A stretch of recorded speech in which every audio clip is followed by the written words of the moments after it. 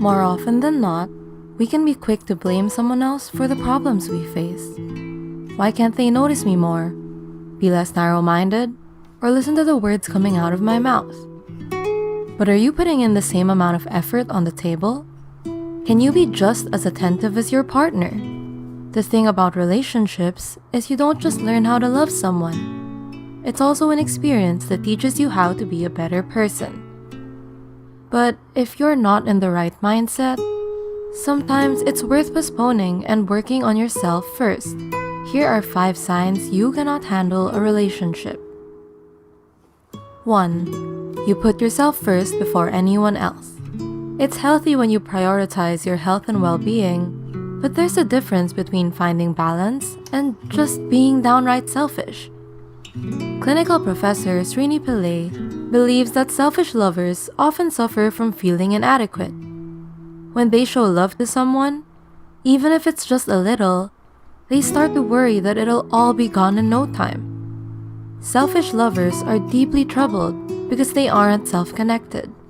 If you take more than you give to your partner, Pillai says it's important to confront your own pain and recognize the areas you need to develop in.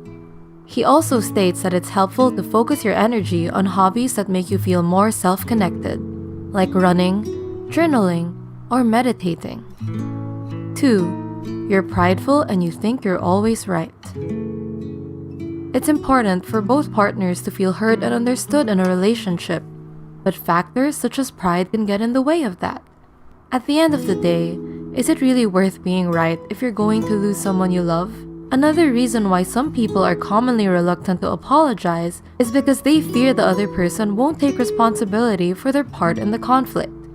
But when you sincerely apologize first, it lets your partner know that you're not proud of what you did and will take better measures next time instead of repeating the same mistakes. It's important not to emphasize on who was right or wrong, but rather focus on what the two of you can do to prevent any mishaps from occurring in the future. 3. You always depend on your partner to make you happy. Do you get anxious when you're away from your partner? Or generally feel lost without them? This might be a sign of codependency. Ask yourself if you really love your partner, or are you just emotionally dependent on them? Love is about appreciation, not possession. Psychologists state that codependency stems from the lack of self-sufficiency.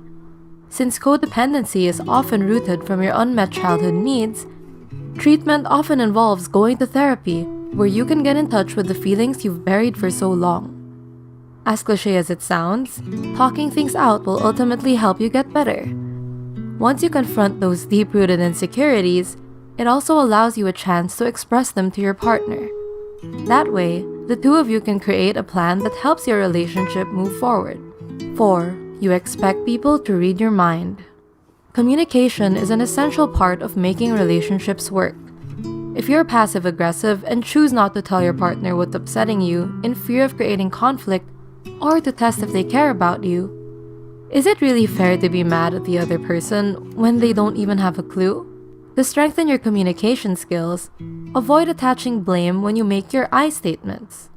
For instance, instead of saying, "I'm upset because you never helped me with the chores," you can say, "I'm upset and would appreciate it if you can help me with the chores."